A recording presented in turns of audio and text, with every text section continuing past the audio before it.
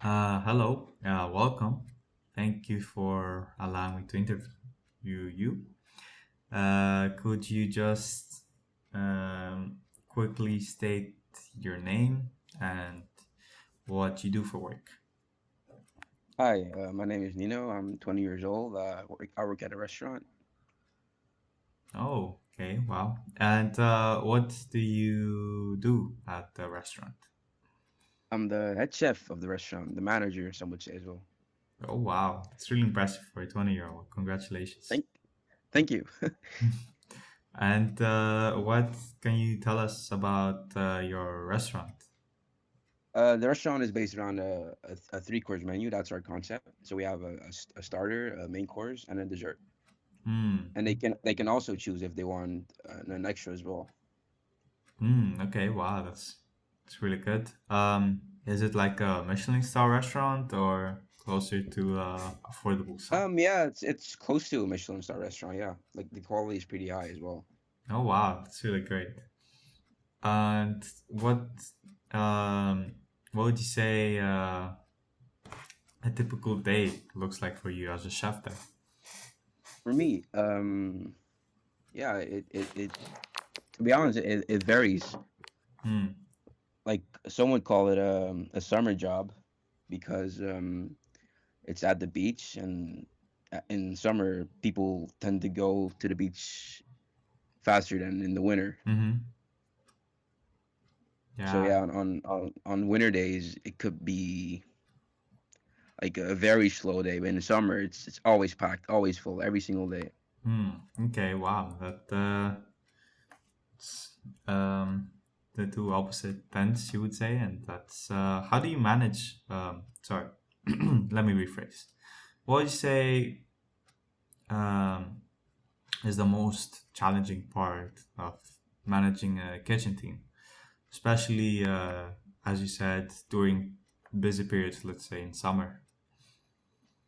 Yeah, the most challenging part that I've faced constantly over time is um being honest with myself as well, because I tend to like expect a lot from people who don't have the same output as my expectancies. Like the capacities in my head aren't always met. Hmm. So that's like the hardest part I could face. I usually face. I mean, Okay. Uh, okay, and moving on to the next question. What skills would you say then are important for running a successful kitchen beyond just cooking, maybe? mm, that's a good question. Um, I think the most important skill you could have, especially when you have to run a kitchen and you're responsible, Mm-hmm. is you need patience. Patience is a virtue. At the end of the day, if you're chaotic, then your team will be chaotic as well. Mm-hmm. Vice versa, if you're patient.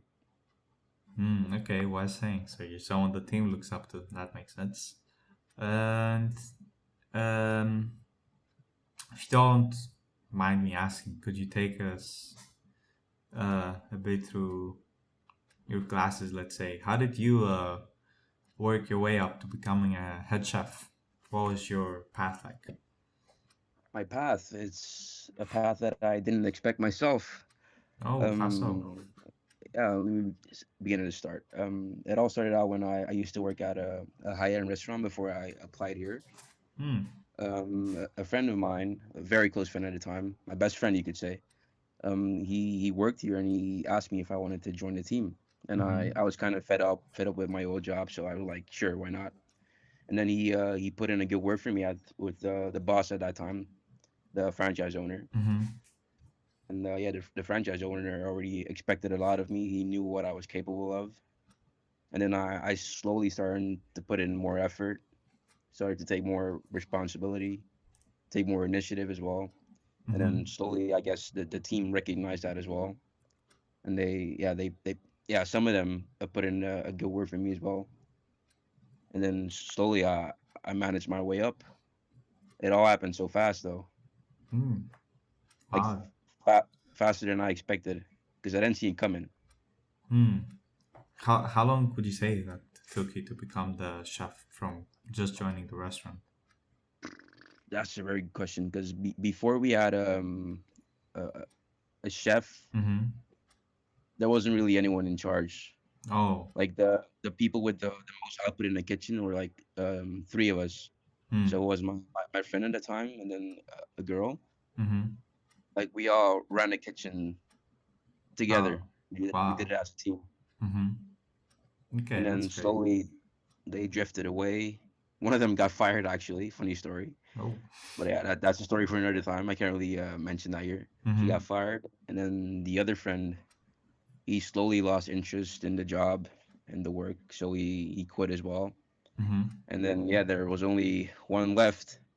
So then they Ah. finally took the made the decision that there should only be one guy in charge and not three people, Mm-hmm. because when we had three people, we tend to like argue a lot with each other and not really Mm-hmm. be honest, or like, for example, if one of us messed up, we never Mm-hmm. really wanted to bruise that person's ego by confronting them. So Mm. we always just let it slide, which you shouldn't do at all Mm-hmm. in a Okay. in a in a in a business at all. You should always point out someone's mistakes so they can learn from that, and the company can grow from that as well. Wow. Okay, that's uh, really insightful. Um, how would you say you handle pressure during a fully booked evening service? To be honest, I don't really experience pressure that often anymore. In the beginning, I was always stressed out because Mm-hmm. at the end of the day, I'm the one who was responsible if we mess up. Mm-hmm. So I tended to have a lot of pressure back in the day when I just started out, and I just acquired this position, you could say. Mm-hmm. But nowadays, the team knows what's asked of them and expected of them, so I have a lot less pressure. Like there's a lot of stress like relieved off my shoulders as well, like a weight lifted off my shoulders that Okay. I don't have to like butt in every time Mm-hmm. they have to do something. Like they know what to do. Most of them, not all of them, but most of them do. Mm-hmm. So I don't really experience a lot of stress, and unless it's like a really busy day and we have a big table and I'm in charge of that table, and Mm-hmm. sometimes every now and then I get stressed, a little stressful. But that's also healthy. If you don't have stress, then what are you doing it for at the end of the day? Then there's no passion if you're not worried about anything. That's a very good point. Uh, okay. Now, how?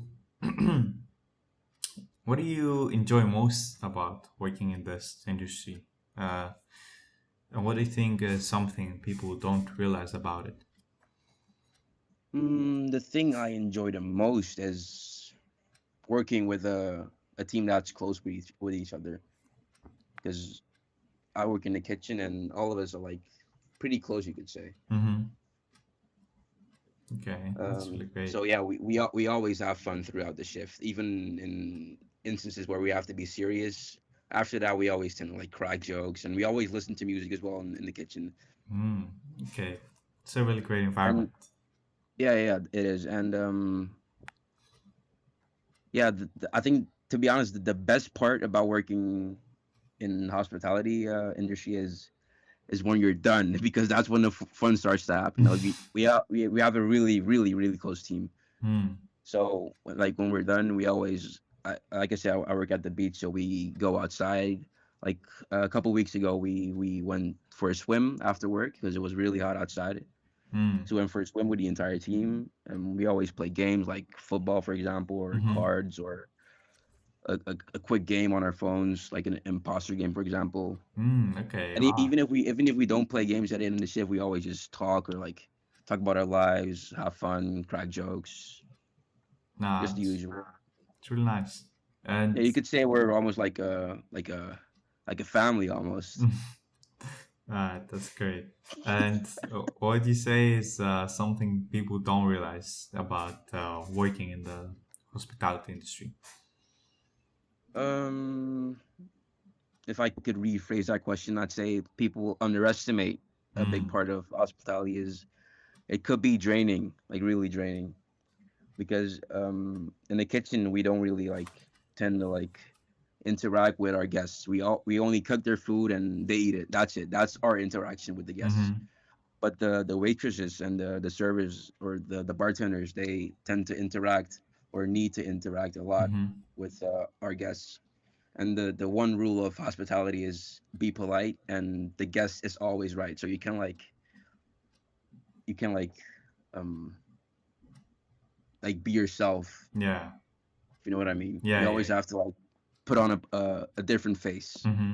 I And that understand. could be very draining for some people, because someone who's not social at all is required to be at least a little talkative with our guests. And if they have to do it out for like an entire shift, it could be very draining, because that's not how they are. Mm-hmm. Yeah. Okay. I can imagine. And for you, what does managing the kitchen look like in a day-to-day basis? Would you say it's more hands-on cooking or organizing and managing people?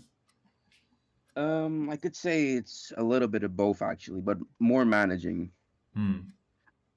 because let's say it's like a really busy day, because I make the schedules for the kitchen. So Mm-hmm. if it's like really busy, I tend to put like a lot of people, like more people in than usual, so I don't have to do a lot like hands-on wise. I don't have to do a lot of the cooking. I can keep an eye on our service and the way it's going. Mm-hmm. I can do more managing stuff than actually hard labor, you could say, Okay, that makes to sense. maintain quality. Yeah, okay. And that was gotta be my next question. How do you make sure food quality stays consistent when you're not cooking a dish yourself? I'd say that's a very hard part of working in the kitchen, because you can't always have top tier quality. At the end of the day, Mm-hmm. someone's gonna mess up, Mm-hmm. so you can't always maintain quality, even though you try your best to. At the end of the day, always someone's always gonna make a little mistake, Mm-hmm. and those mistakes can be minor, but could also be major in some instances. Mm-hmm. But that's to be expected of hospitality. Okay. Even if Right. you do your best, at the end of the day, someone's gonna end up making a mistake. Even myself is included as well. I also tend to make some mistakes, but they're always made up for right away, because if we serve if food gets served that happens to be cold, we can Mm-hmm. always make it up to the guests by giving them a drink on the house, or if it's like a really bad issue, we can always like um, give them a discount as well. Mm, okay, wow. That is a great contingency method. And Yeah, and that's just not just to maintain food quality, but also maintain um, our guests as well. Because if they have a good service, then they tend to come back frequently. mhm, okay, that makes sense. And lastly, um, do you have any tips, let's say, for someone who's looking to start working in a kitchen or in general the uh, hospitality sector? Mm, yeah, that's a good question. If I had to give advice to myself starting out back in the day, I tell myself to, yeah, just to be yourself, be honest, ask for help if you need help with something, and just don't be scared to make mistakes, because you learn from mistakes. If you're too scared to make a mistake, you're gonna end up making a mistake.